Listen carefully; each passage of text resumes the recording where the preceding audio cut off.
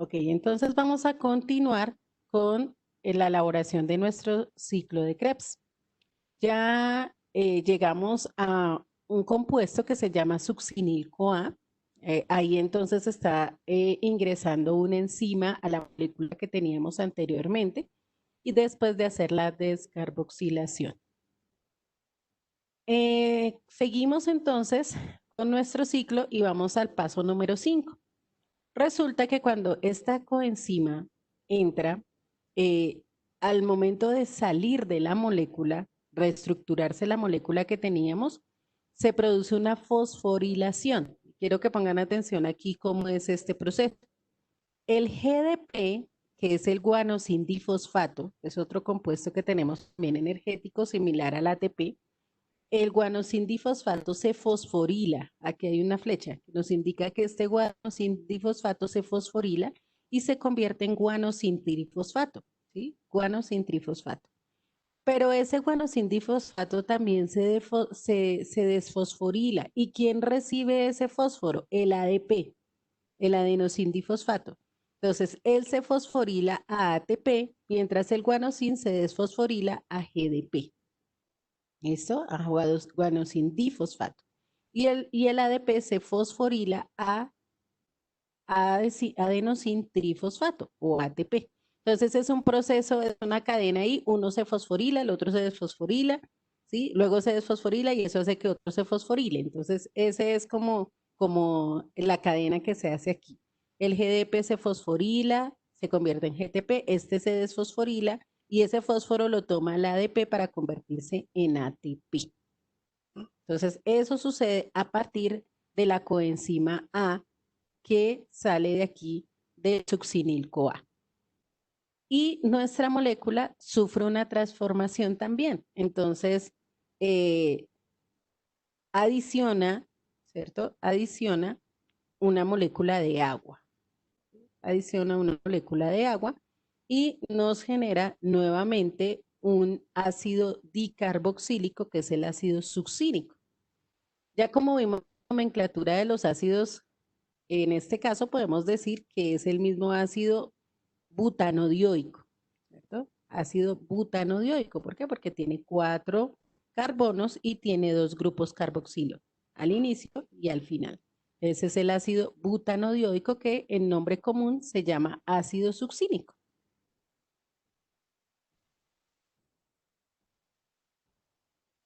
Bueno, entonces hacemos el esquema, o sea, continuamos con nuestro esquema y hacemos el paso 5 y ya apenas terminen este, vamos a continuar con el paso 6.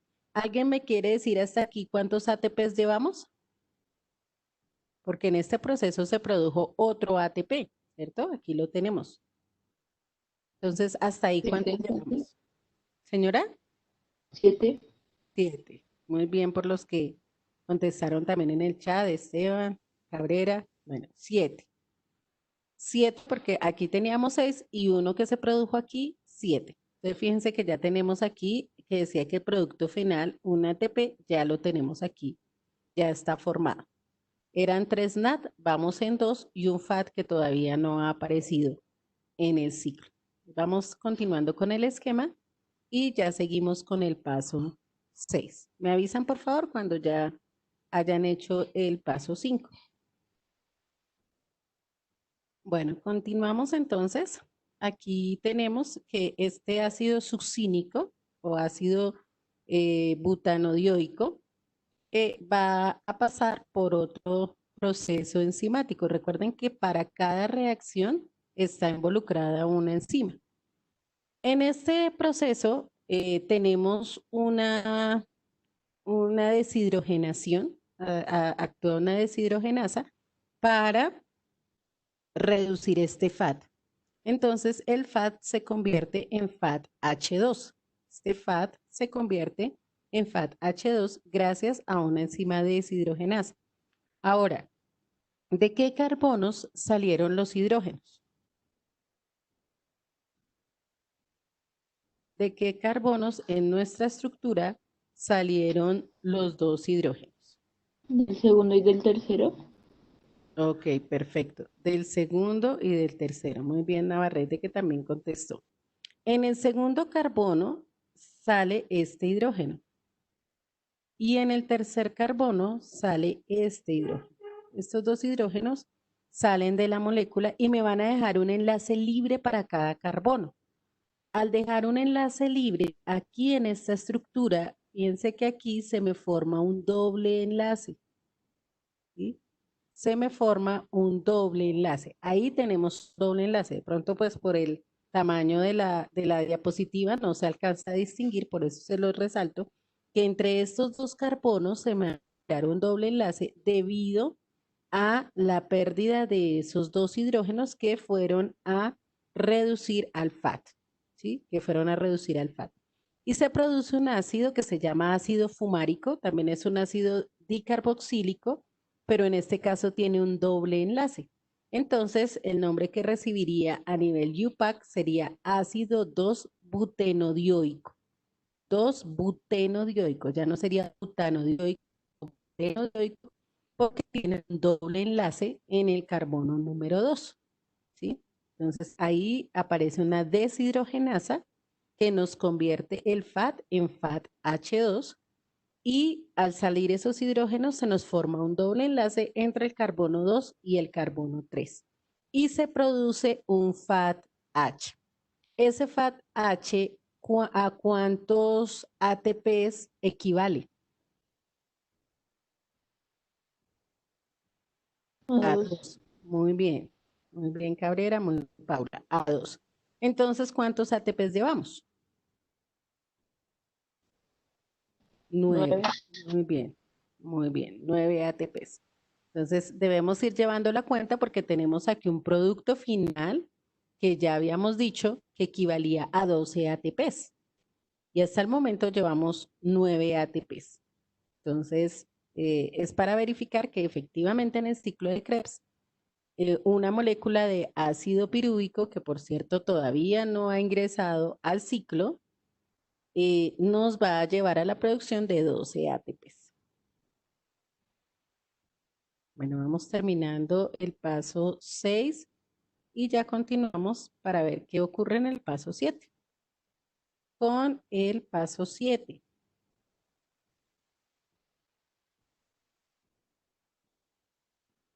En el paso 7 tenemos este ácido fumárico y lo único que vamos a hacer en este caso es una deshidratación, perdón, una hidratación, lo contrario. Vamos a hidratar nuestra molécula del ácido fumárico, le vamos a agregar una molécula de agua. Esa molécula de agua va a entrar dividida, ¿no? Va a entrar por iones. Entonces entra el grupo OH y entra un hidrógeno. Ya tenemos ubicados en qué carbonos entró la molécula de agua.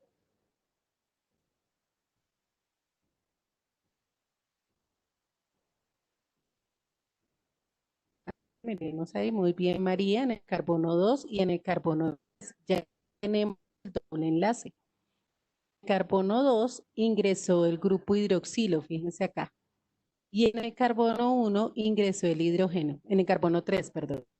2 ingresó el hidroxilo y en el carbono 3 ingresó el hidrógeno. Entonces ahí a través de una enzima, lo que hicimos fue hidratar la molécula de ácido fumárico convirtiéndose en ácido malato. El nombre UPAC de ese ácido malato es ácido 2-hidroxibutanodioico.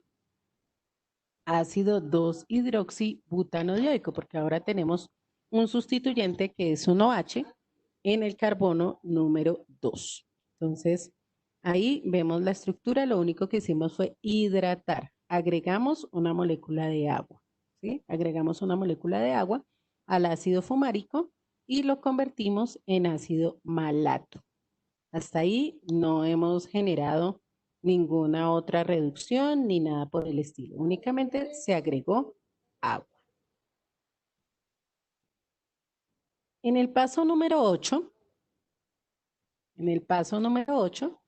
entonces ingresa otra deshidrogenasa. Una deshidrogenasa y nos saca hidrógenos del ácido malato. Nos saca hidrógenos para reducir un NAT, ¿cierto? Para reducir un NAT. Y que ese NAT se convierta en NADH. Que ese NAT se convierta en NADH. ¿De dónde salieron los hidrógenos que fueron a reducir ese NAT? Muy bien, María. Está en la jugada. Del carbono 2, ¿cierto? Salieron los hidrógenos del carbono 2. Fíjense, aquí salió uno, aquí salió otro hidrógeno, salieron del carbono 2 y se me generó un doble enlace con el oxígeno, ¿sí? Aquí tenemos una función cetona. Entonces, si antes teníamos un sustituyente tipo hidroxilo, ahora tenemos uno con un enlace carbonilo. Es ese oxalacetato que aparece allí. También tiene un nombre IUPAC, que es el ácido 2-oxobutanodioico. 2-oxobutanodioico, porque ya no tenemos el grupo hidroxilo, sino que tenemos el grupo carbonilo de cetona. Recuerden que cuando las cetonas son sustituyentes, no terminan en ona, sino se utiliza oxo. Entonces, en el carbono 2 tenemos un grupo oxo. Y por eso se llama oxalacetato, ¿sí? Oxalacetato. Es el nombre común para este ácido. Listo. Y produjimos un NADH. Entonces, ¿cuántos ATPs tenemos ya en este momento en el ciclo? Muy bien, Cabrera. Ya tenemos los 12 ATPs. Bien, María. Hemos completado los 12 ATPs y hemos completado todos los productos finales que nos mencionan acá. Fíjense que dice que son 3 NADH. Aquí tenemos el primero, aquí tenemos el segundo NADH y aquí tenemos el tercer NADH. 3 NADH. Decía un FATH. Aquí tenemos el FATH y un ATP. Entonces ya tenemos acá el ATP. Y tenemos la totalidad de los ATPs que íbamos a producir en este ciclo de Krebs, que son 12 ATPs. 12 ATPs en total. Ahora, resulta que esos 12 ATPs los produce una sola molécula de piruvato. ¿Y en dónde está el piruvato que aquí no ha aparecido? ¿Cierto? Empezamos con el ácido cítrico, pero ¿en dónde quedó el piruvato? Voy a cambiar la diapositiva, tranquilos, no se preocupen que la otra igual está completa. Entonces, ahí pueden seguir tomando los apuntes. Resulta que el piruvato es aquí, donde si es un ciclo, el ciclo tiene que volver a reiniciarse. Entonces, para que el ciclo se reinicie, tiene que entrar la acetil-CoA, que es la que se va a unir al oxalacetato para que se convierta en ácido cítrico. ¿Recuerdan ustedes allá la primera reacción que hicimos cuando hablamos del ciclo de Krebs? Que dijimos que el ácido pirúvico se tiene que convertir en acetil-CoA para poder entrar al ciclo de Krebs. Aquí es donde entra. ¿Y por qué dice glucosa y ácidos grasos? Porque recuerden que la glucosa y los ácidos grasos, tanto uno como el otro, me producen acetil-CoA para el ciclo de Krebs, ¿sí? Me producen acetil-CoA para el ciclo de Krebs. Entonces, ahí viene el tema del metabolismo y viene el tema del consumo de azúcares y grasas. Cuando consumimos exceso en azúcar y en grasa, vamos a tener que, se va a producir más acetil-CoA de la que necesitamos, se produciría más de la que necesitamos, pero el organismo es inteligente, entonces él no va a producir una cantidad de acetil-CoA que no va a utilizar y ahí es cuando los ácidos grasos se acumulan, ¿sí? Se acumulan generando lo que es el sobrepeso, la obesidad, en fin. Entonces, se acumulan los ácidos grasos porque la glucólisis, o sea, hay varias rutas metabólicas, ¿no? Y como ruta metabólica, la glucólisis es más rápida que la ruta metabólica de los ácidos grasos. Entonces, como la glucólisis es más rápida, es el que primero produce acetil-CoA y se almacenan ácidos grasos, ¿sí? Se almacenan las grasas, los ácidos grasos. Entonces, este acetil-CoA es el que ingresa. Recuerden que el acetil-CoA tiene un tiene 2 carbonos. Fíjense que esta molécula terminó el oxalacetato solo con 4 carbonos.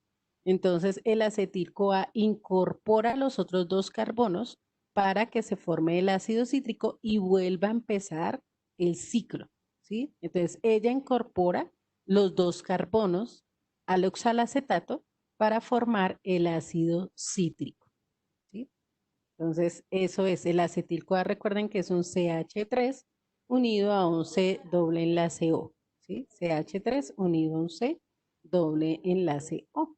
Y entonces ahí se genera en el carbono 3, generamos todo, bueno, toda la reacomodación de átomos para que nos genere el ácido cítrico. ¿Hasta ahí alguna pregunta? Ok. ¿Cuántas moléculas de piruvato se produjeron en la glucólisis? ¿Cuántas moléculas de piruvato se produjeron en la glucólisis?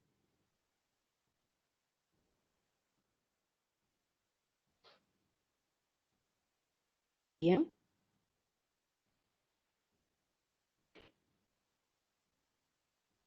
2. Muy bien. En la glucólisis produjimos 2 piruvato. O sea, una sola molécula de piruvato hace todo el proceso en el ciclo de Krebs y me produce 12 ATPs. Pero como en la glucólisis tuvimos 2 moléculas de piruvato, ¿cuántas moléculas, cuántos ATPs van a producir en total? 24. Muy bien, Gabriel. 24 ATPs es lo que sale de cada glucólisis. Cada glucólisis me produce 2 moléculas de piruvato y cada piruvato me produce 12 ATPs. Como tengo 2 piruvatos, serán 24 ATPs. Y ahí tenemos la producción energética que se da total en el ciclo de Krebs, ¿sí? La producción energética total del ciclo de Krebs. ¿Hasta ahí alguna pregunta? Ok. Si no hay pregunta, terminen por favor el ciclo porque sé que algunos no han terminado todavía el ciclo. Lo vamos a terminar y ya continuamos. Desde el ciclo de Krebs, en el cual ya llevamos la producción de 24 ATPs y 2 que llevábamos de la glucólisis, sigue un tercer paso en la respiración celular. Y este paso es la cadena transportadora de electrones. En la cadena respiratoria o cadena transportadora de electrones, básicamente lo vamos a mirar a través del esquema, ¿no? Porque esta es una cadena un poco extensa, ¿sí? Básicamente es una transferencia que se va dando de electrones en la membrana interna de la mitocondria y tiene varios complejos enzimáticos. Entonces vamos a mirar primero el esquema de la cadena transportadora de electrones.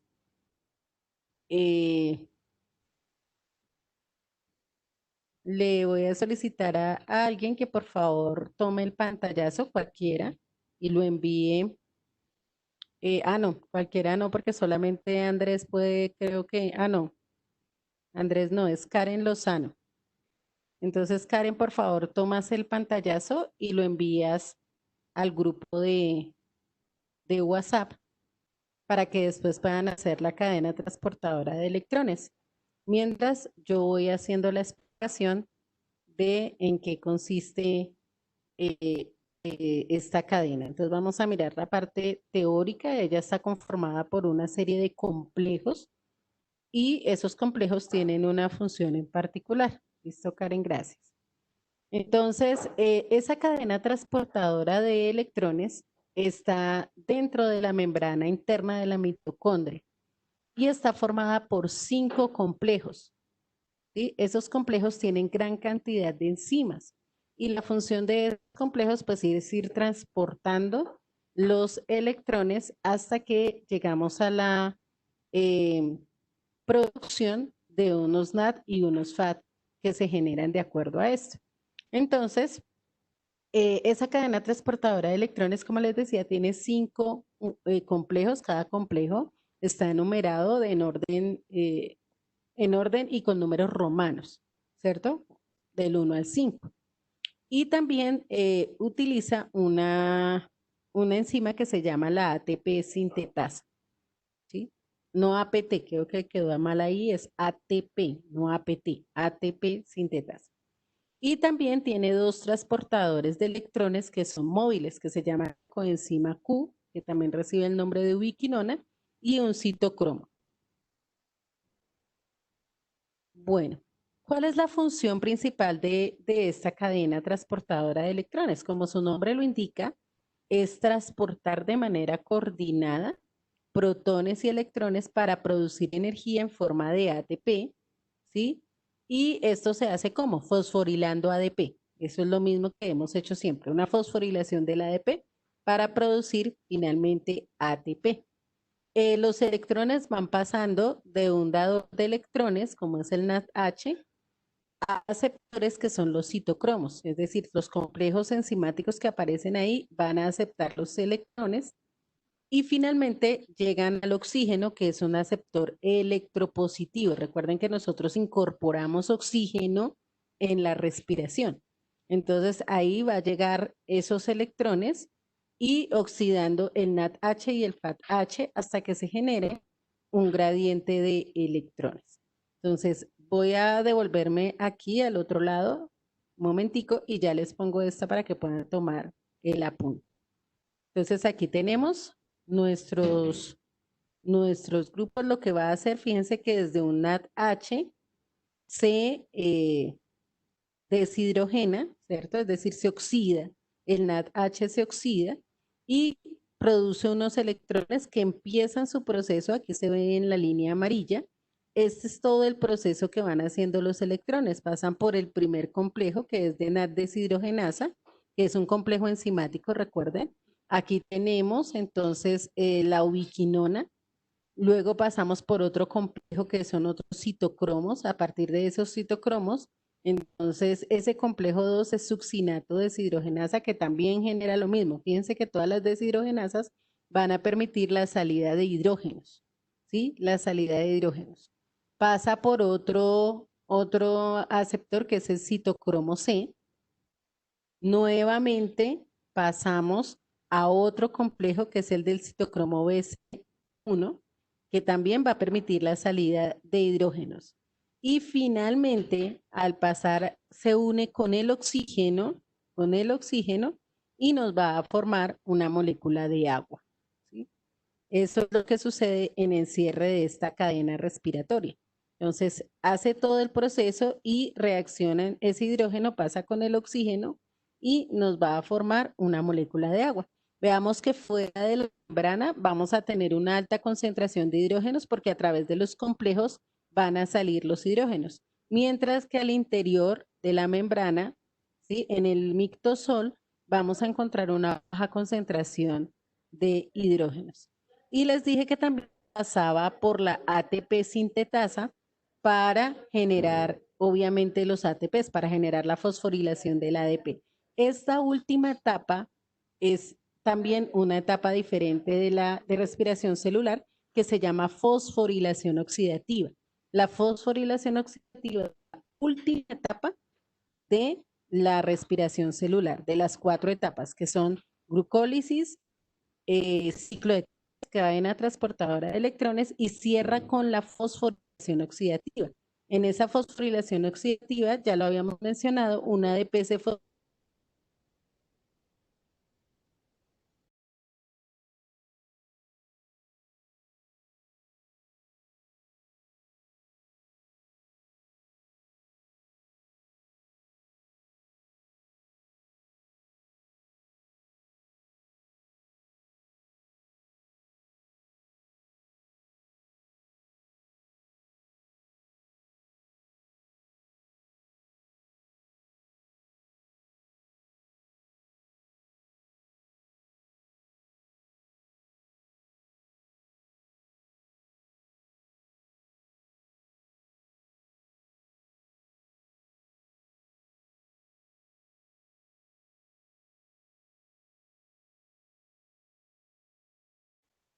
Entonces, con esta parte terminamos lo correspondiente a la respiración celular, ¿cierto? Como proceso metabólico. ¿Ya? Entonces, vemos, son 4 etapas: glucólisis, ciclo de Krebs, cadena respiratoria, y la última es fosforilación oxidativa. Pero la fosforilación oxidativa en cierta medida está incluida dentro de la cadena o al final de la cadena respiratoria. Les queda simplemente hacer el esquema que ya lo envió Karen al grupo, el esquema de la cadena respiratoria. Y ya con eso finalizamos este tema. Dentro de 8 días es festivo, entonces pues no tendríamos clase y retomamos dentro de 15 días para empezar el tema de las proteínas. Bueno, entonces nos vemos ahorita y nos conectamos para la dirección de grupo. ¿Listo, chicos? Dios los bendiga. Ya ahorita nos vemos. Chao. Profe, una Señor. pregunta.